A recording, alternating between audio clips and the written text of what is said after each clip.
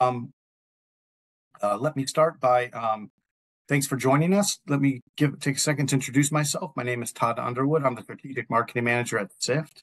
If you have any questions, you can put them in the Q&A function, and we'll address all of those at the end today. Thank you, everyone, for coming. I just wanted to say a few things about SIFT for anyone new here.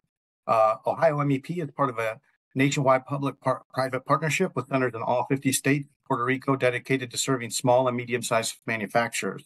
SIFT is one of 6 center affiliates in the state of Ohio.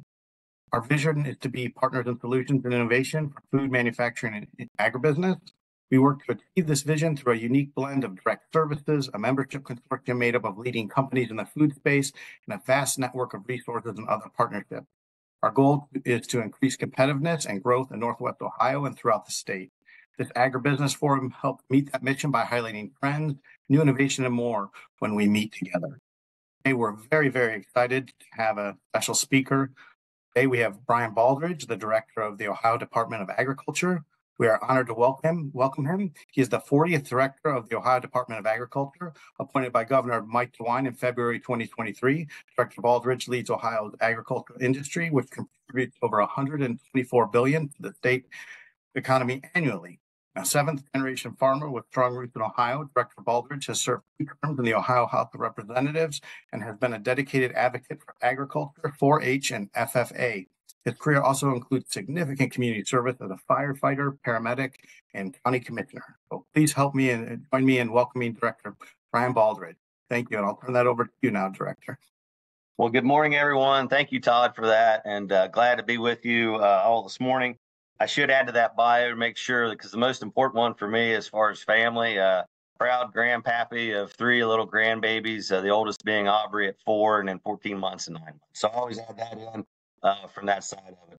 But yeah, it's great to be with you today from a standpoint, and it's awesome and an amazing opportunity to represent the Ohio Department of Agriculture and agriculture all across our state. As was mentioned, $124 billion industry. I do not get tired of saying that, food and here in Ohio is such a massive part of our economy. And we're proud to say that. And we want everybody to repeat that and say how important that is. As far as the economy, as far as the workforce, it's about 1 out of 8 employees across the state are employed through food and ag. So it is a critical part of our state without a doubt.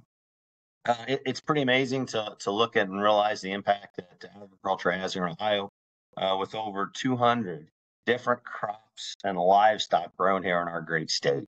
And for me, that's amazing. You start thinking and thinking through that. I can get to 25 or 30 in a hurry, but you really take a deep dive in all specialty crops. It's so many different opportunities that this provides to our great state.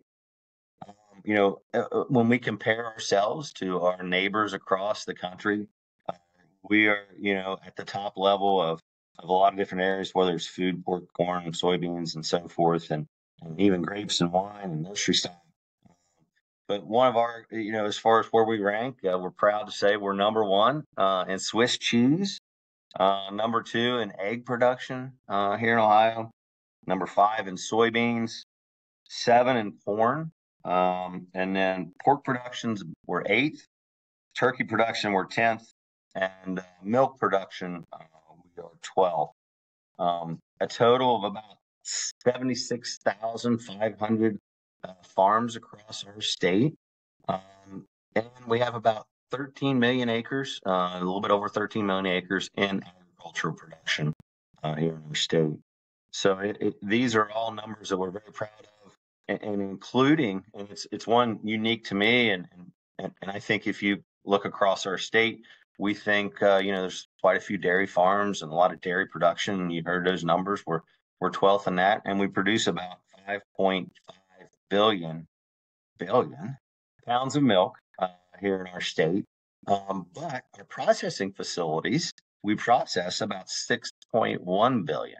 So we're actually underproducing. That means we're a net. We have imports in of milk into our state because of the demand and the great processing facilities we have here in our state. From an ODA overview, just to let everybody know, what our campus and what our program, our agency looks at. I'm proud to lead a strong group of employees of a number of 530 employees. We have 25 different programs and divisions here at ODA.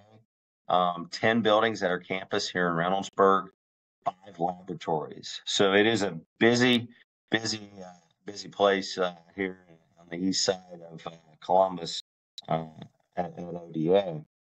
Just to do a quick overview. I love running through the list, and I do it very quickly, and then I'm going to take a deeper dive into some other areas.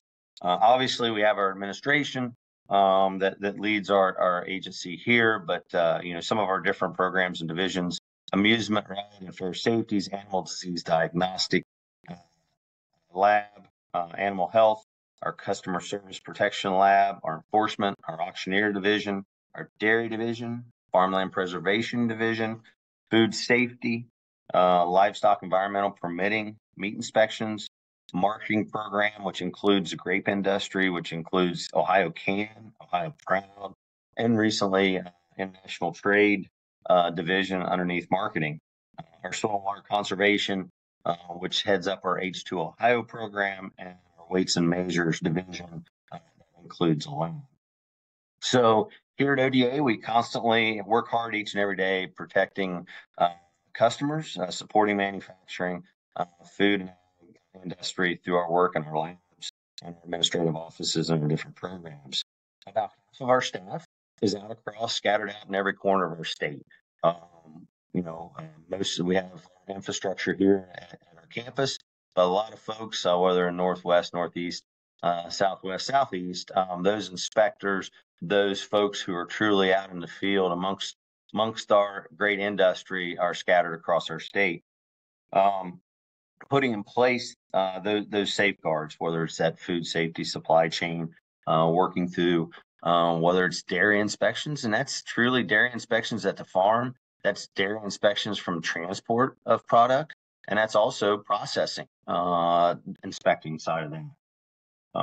Dealing with the plant health, and those are working directly with disease, the challenges that disease has and plays the pressures on our agricultural community.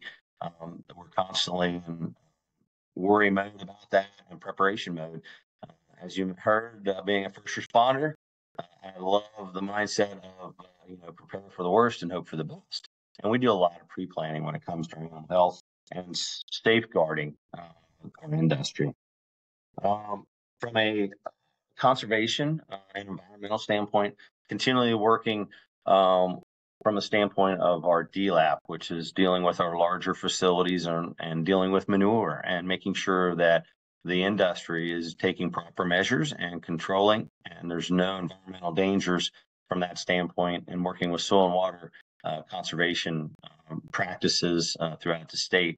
And also, as I mentioned, the farmland preservation, really taking a look at farmland preservation. That's one we're taking a deeper dive into. We've actually put a task force together, Brian, folks that have a lot of love in that space, protecting our farmlands for the future. But I think it's a program that if you go around the room and we all define what farmland preservation means here in Ohio, that probably it takes a lot of different paths. Just a fun fact or a concerning fact from my standpoint, over the last 2 decades, about 1 million acres of production has come out of agricultural production here in Ohio.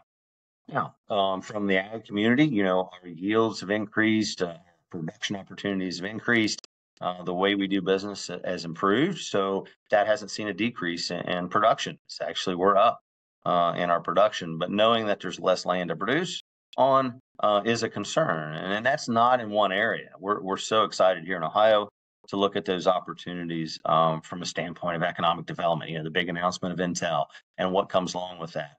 And then a lot of other announcements, and there's growth in that. But Intel sits on some prime, beautiful farm ground here in Ohio that's come out of production. That's okay.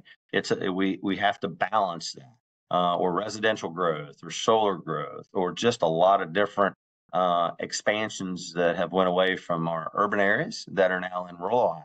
But those, again, are taking out farmland here in Ohio. So we take a deep dive into that conversation and from that angle.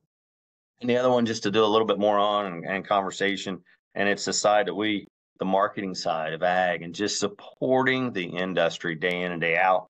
Whether it's that Ohio Proud program, a lot of our folks in a retail setting have that little emblem on their products that they sell, and we are able to lift them up and help them as much as we can. And our OGIC, which is our wine and grape division. It is Ohio Wine. June is Ohio Wine Month. So if you are somebody that enjoys a little tasting, or at least to just go to see those environments, those small businesses all across our state are critical to our economy. And it's amazing that industry and just kind of that travel and tourism mindset that people enjoy. And there is a new app. I have to do a shout out. That division will be proud that I'll said something about this, but there is a new Ohio Wine app that you can pop on and download on your phone and be able to use that to see where these different wineries are. Currently, we have about 423 with another probably 40 to 50 in the queue per se that are trying to expand. So they're scattered in every corner throughout our state.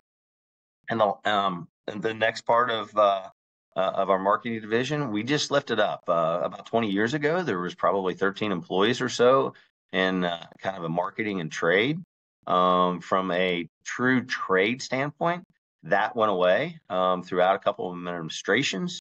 The last person was shifted over to development, and really, in my opinion, no fault, doing great things, but I think it needs to be a focus directly on agriculture. And as we traveled in my year and a half so far into this role, as we've traveled to our regional Department of Ag meetings and NASDA, which is our national association, I really felt that we were behind. We were in the 40s as far as comparing to other states of what they were doing to lift up their agricultural community, food and ag, in trade and export. So we have just recently hired that position back in to revitalize that program here at Ag. We're excited about that one. I think that's another one that we're able to assist maybe some of you folks here on that call that have a product that had the opportunity to export. How can we help, and how can we be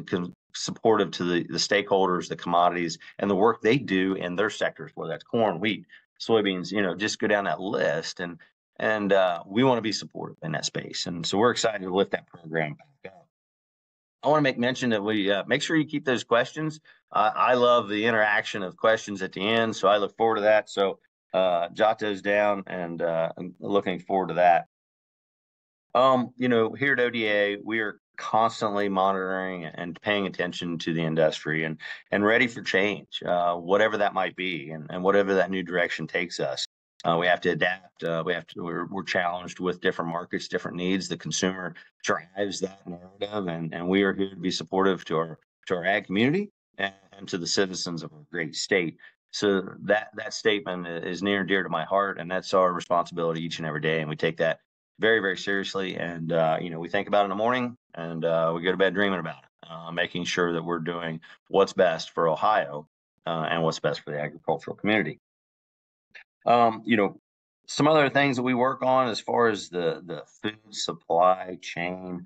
One thing, as we try to make sure that we're staying on top of the direction, we do a lot of expanding out and talking with different groups. Maybe some of you participate in some of our work groups, whether it's a commodity roundtable group. We work closely with Ohio Farm Bureau, which touches every corner of the state, does a tremendous amount. We listen to that feedback, making sure that we as an agency are on track with our industry. Huge collaboration with OSU and many other educational facilities and campuses here in our great state to discuss those supply chain issues, concerns, new directions. We always talk a lot about post-COVID, and I think COVID brought up those concerns, and we're continually talking about it, make sure that we're prepared for our future in that space as far as the supply chain. We're excited. We recently applied and received an opportunity, the Reliance Food Safety Infrastructure Grant Program. We were one of many states that received that money, $12 million from the federal government. That application process is completed.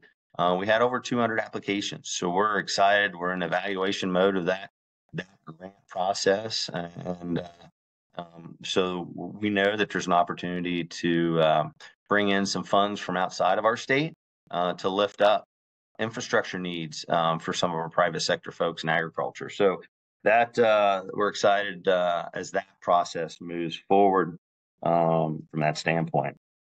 And that touches on, and just to little deeper dive, that's a grant program that touches on kind of the middle supply chain. That's where the focus, where this grant has that opportunity, and hopefully, that really lifts up and removes some of those challenges that folks have within that area. Another aspect that the state legislature, and I was fortunate to be voted on a couple of these funding opportunities, but another area of agriculture that was a huge concern as well during that time as far as COVID was meat processing and just the ability for whether those small farm operations or even the larger kind of the supply chain side of it. And actually, the harvesting of livestock was a huge challenge. Folks could not get that done through the state legislature. We've done a few rounds of grant funding. Now we're in another process of $14 million that are going to those meat processors throughout the state to help them lift up their programs and make some investments within their personal businesses to make more efficient, expand production, and so on and so forth. So this is it's pretty exciting, and the amount of dollars that have been put back in. This cycle is about $14 million, and we're excited about this one. There is an investment, kind of got to have some pride and ownership and buy-in on it. It's a 35% from the owner, 35%, and then 65% from the grant. But I think it's a good story to tell to go back to the legislature next General Assembly and say, hey, we took $14 million in the agricultural community and invested into our industry in the space of meat processing, and we turned that into 20.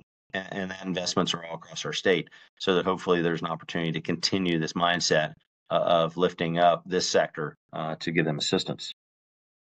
Without a doubt, one of our top priorities under the leadership of Governor DeWine and Lieutenant Governor Houston in their administration is water quality. And that is the H2 Ohio program. For me, it's personal. I was a state legislator, state rep from Southern Ohio who was a freshman, brand new, just got to Columbus in the beginning of 2019 and was on the subcommittee of finance of agriculture. And we got the administrative budget from the governor, and his top priority was water quality. And the H2 Ohio program was born with his vision. And, for me, it is neat because I was at that beginning level when the executive branch budget comes into the legislature and sitting there and now flip gears to today being on the operational side of that program and realizing the importance of what H2 Ohio means here in our great state.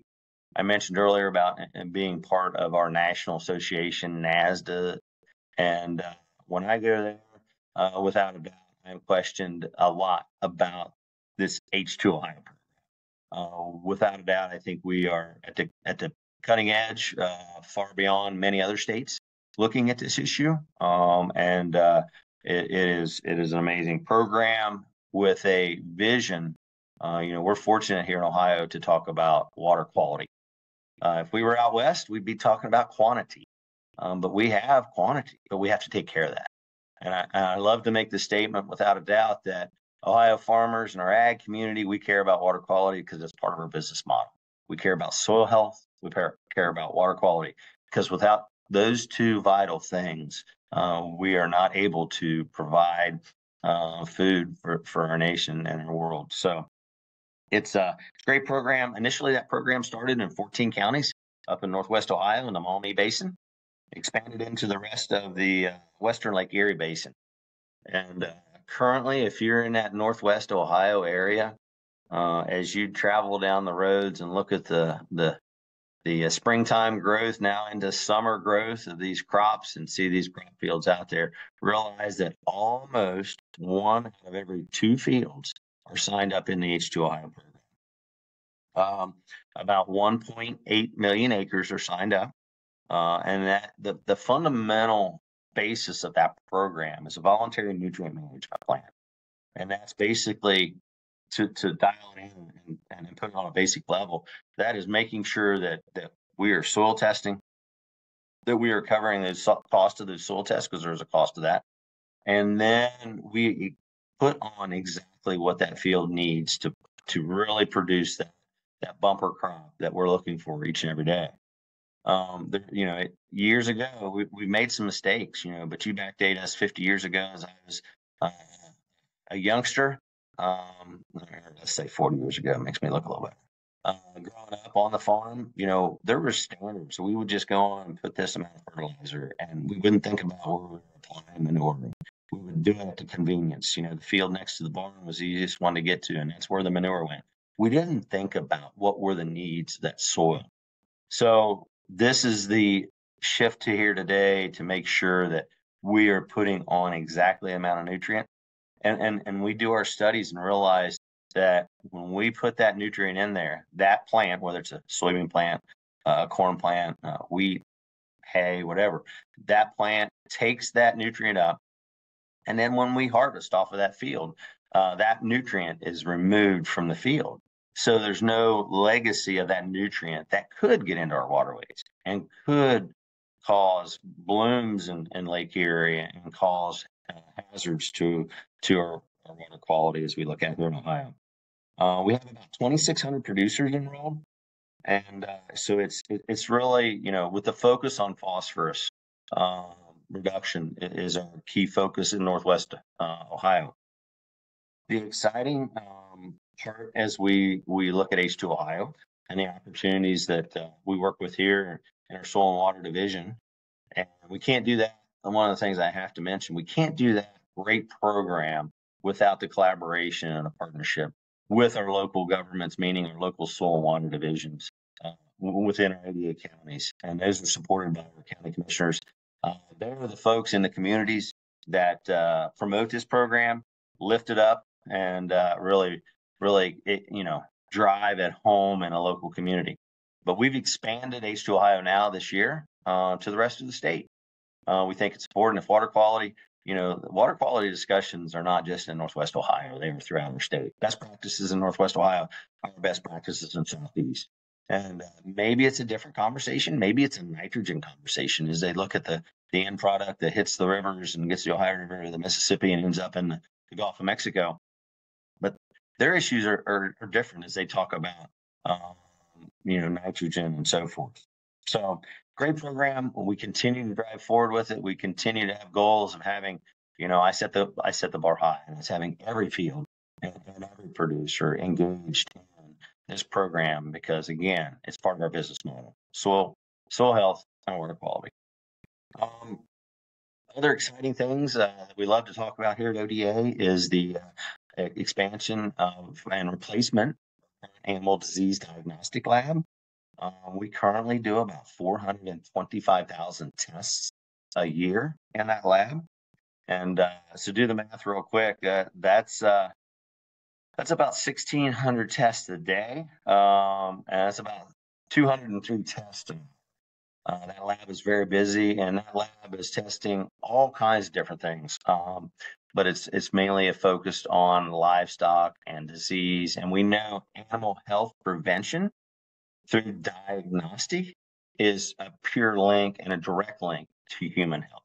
So we're excited about replacing the 40-year-old plus current lab with a brand new lab. And just east of our campus, if I turned around and looked out the window, there's a pile of dirt being moved and equipment's going, and we're excited to see that completion date in the middle of 2026, and it's about an $80 million investment. So it's great to see the support of the governor, lieutenant governor, and the legislature to lift that opportunity up to replace that, because it is a need. Right now, we do about 70% of our tests are sent out of the state. We do about 30 for our livestock industry, 30% of the tests. And I'm a huge buy local individual. So our goal as we bring on this new lab in the future is to do those tests and serve our community, livestock community right here in Ohio. So we're excited about that.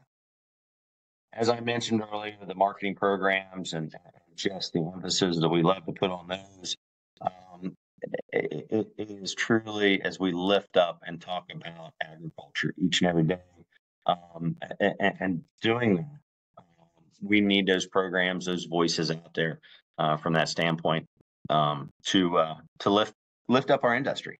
And many of you, I'm sure that trickles down to helping some of you folks in your businesses and in your endeavors here in Ohio. I wanted to make mention that we were at your meeting in October. Really enjoyed that. Now, I have to tell a true story. A young lady who had just started, I think that was her first or second day, and she went with me, and the lunch we had there was tremendous. And she said, "Wow, is it like this every day?" And I said, almost. But so that was her first experience to be at your meeting in October. Really enjoyed that. Really enjoyed the conversation, the collaboration.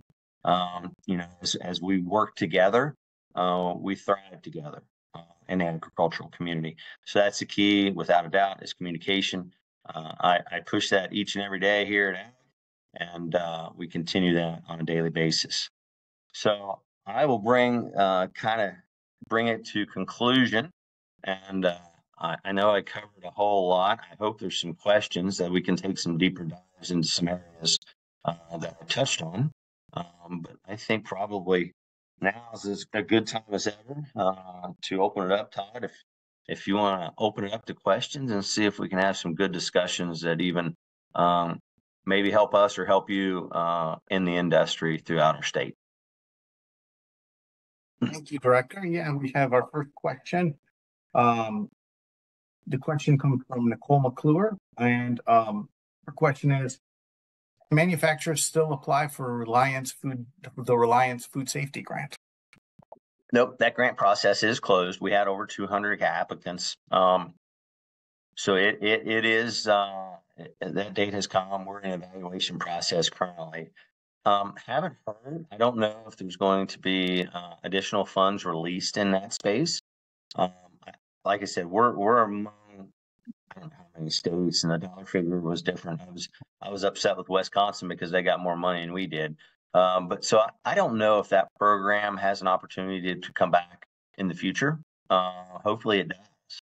And that's what, as we evaluate this process and work with USDA to finalize the dollars where they go across our state.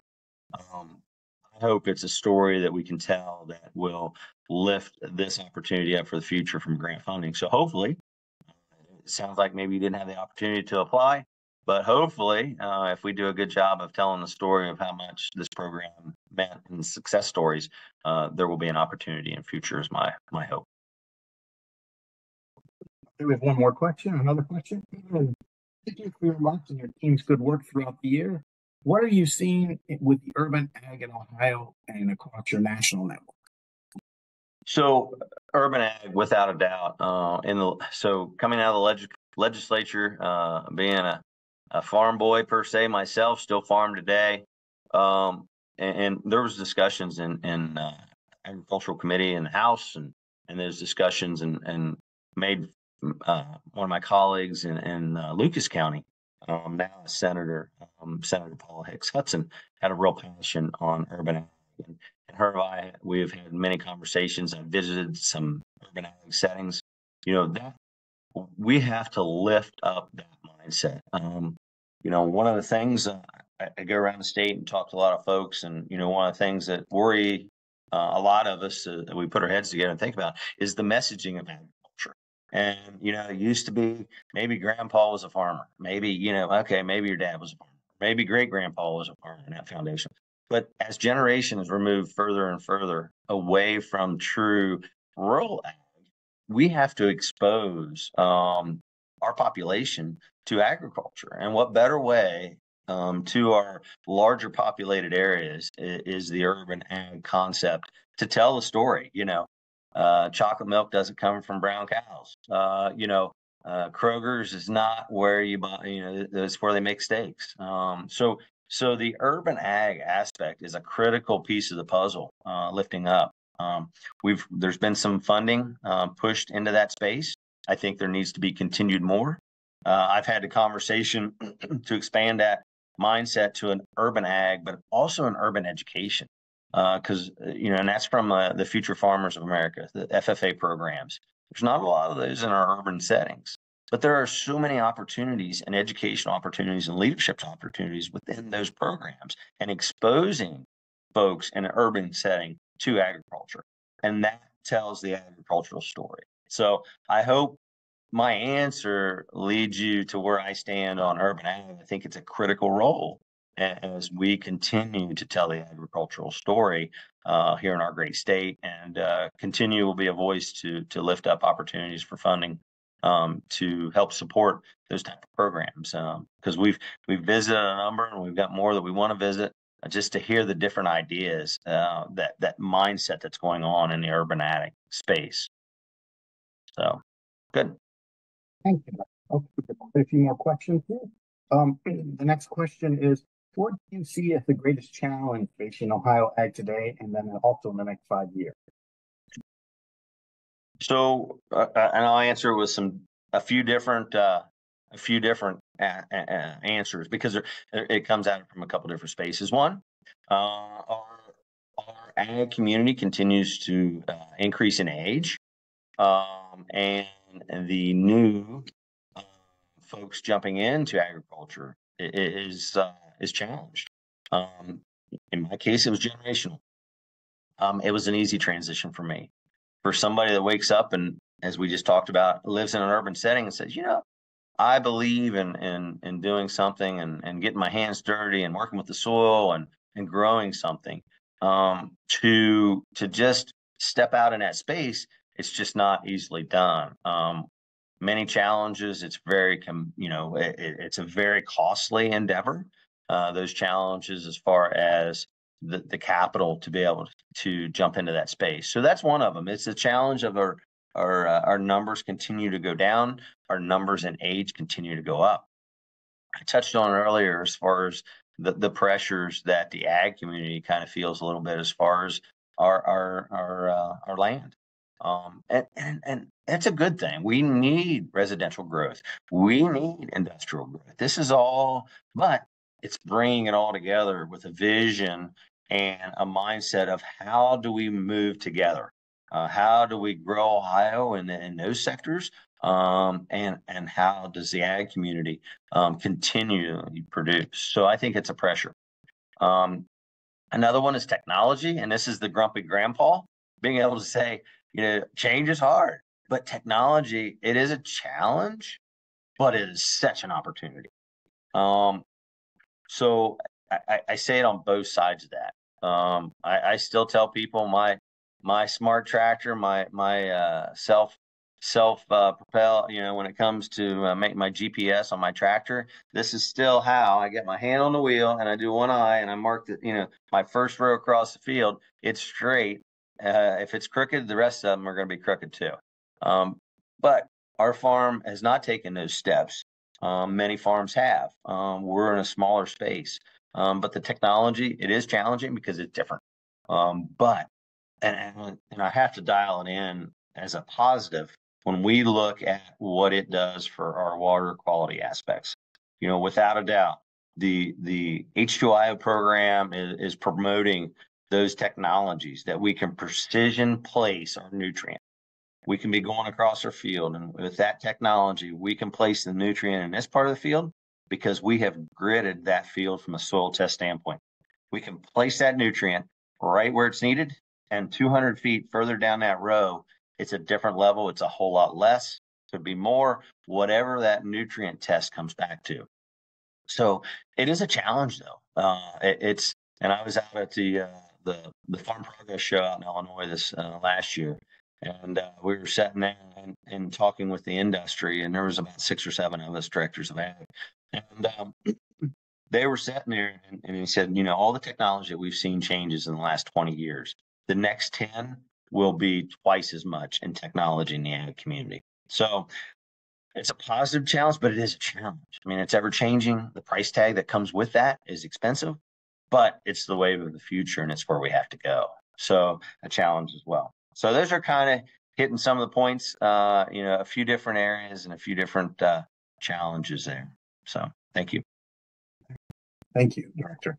Our next question is, do you see any changes coming in producer grants for local food? There is a gap currently, plenty of programs for meat processors and plenty of programs for producer growers, but middle meat and ag growers are missing out on some eligibility for funding. Yeah, I would agree with that. It's one of those things. I would say those different sectors come to us, come to our communications division and our marketing division, so we can talk about that. Because I think the key space to getting some grants, to getting some funding, especially from a state legislature, you have to tell a story. You have to say why, when, and where, and really explain that. And there's power in numbers as we come together, and try to tell that story. And the other side of that, I love to talk to folks throughout the state and say, build those relationships with your legislators. I love to use the word, relationships before issues. So build those relationships with your state rep, your state senator, your federal level, our congressional members, and our U.S. senators, because the reason being is you build that relationship, and then you can tell that story of an issue that you have that affects your industry in your space, to try to tell the narrative that there needs to be assistance in that space. So I'm sure there are discussions. I don't know, exactly those sectors, but I'm sure there are discussions going on. But again, that story has to be told, and we would love to be part of that conversation.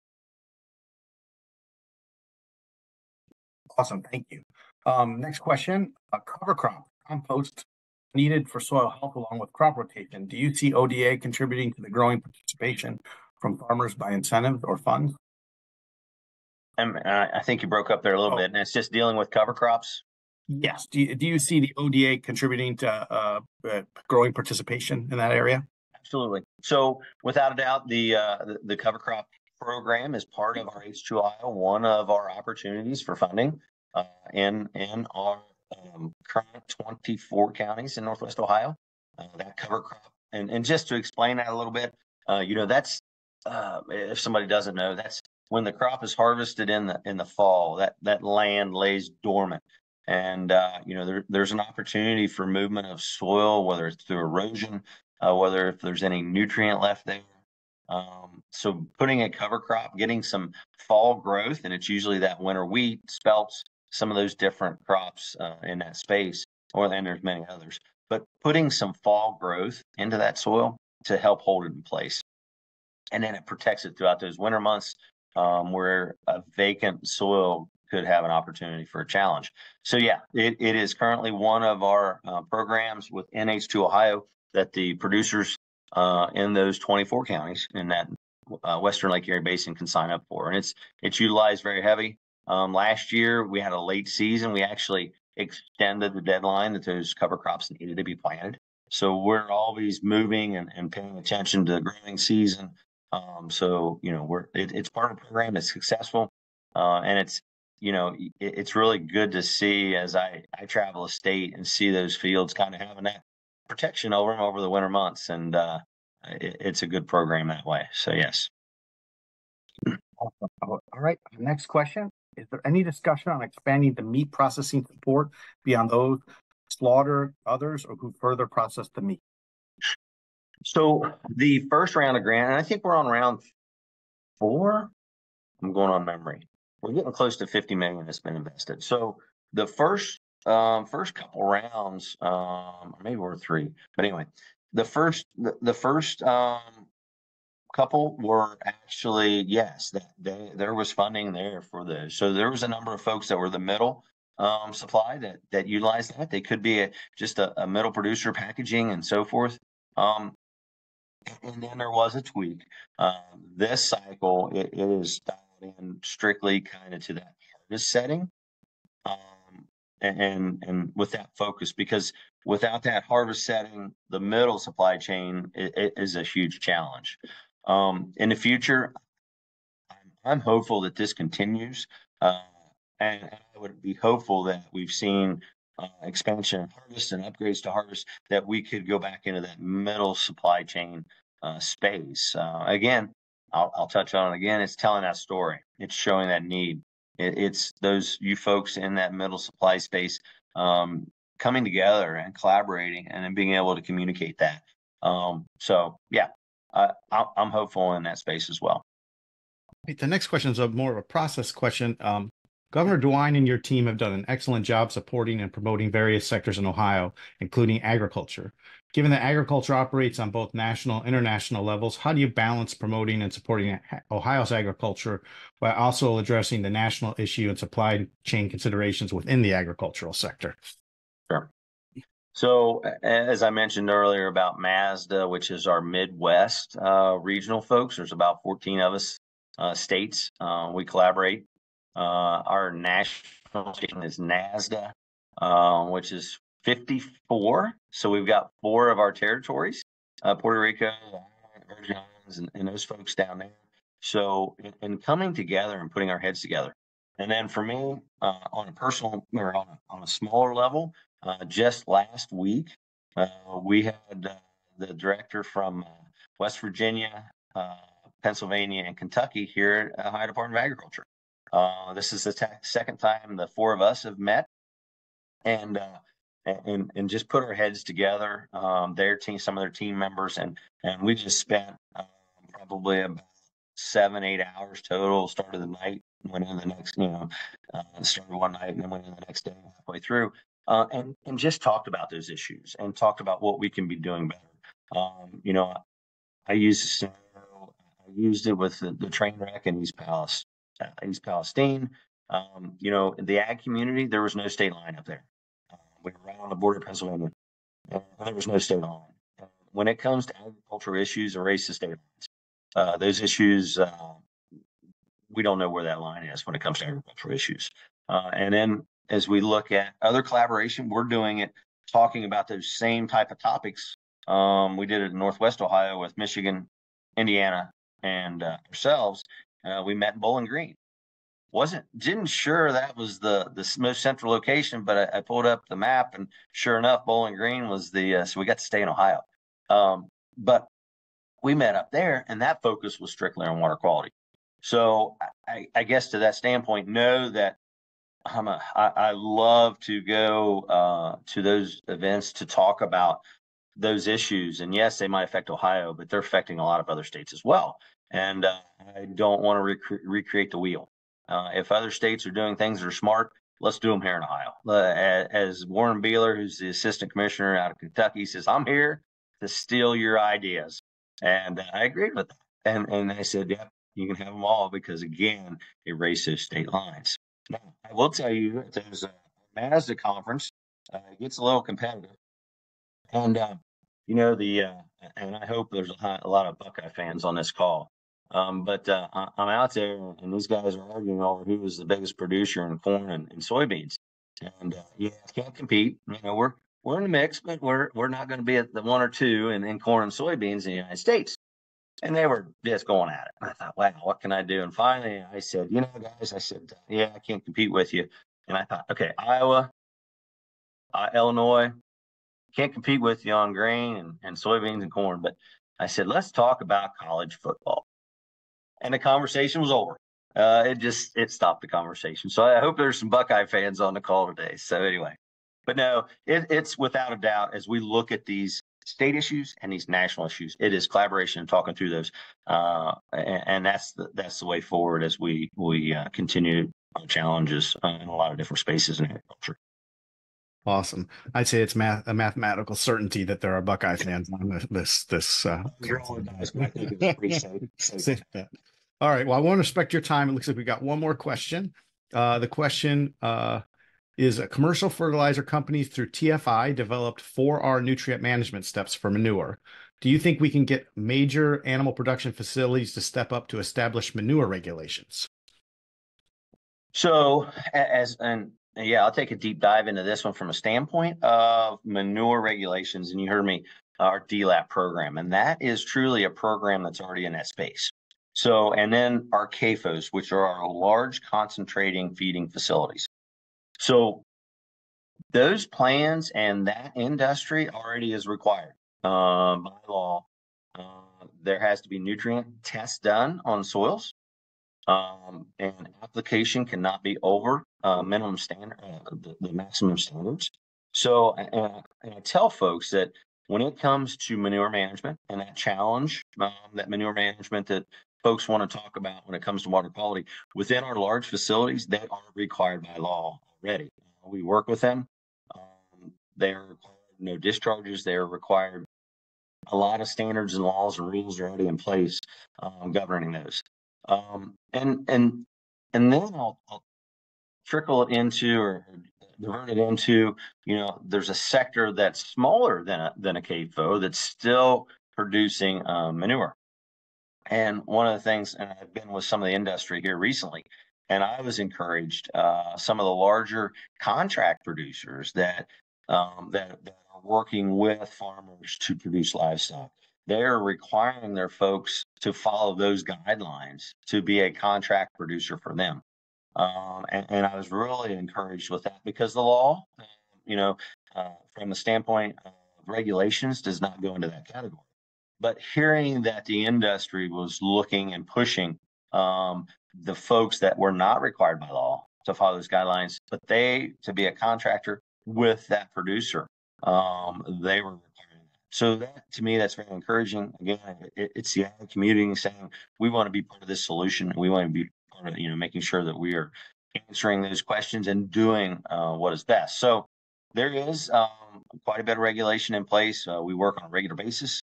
We have the ability, and we do, as an accident could happen, whether there could be a breach and a holding wall or something like that would create a discharge.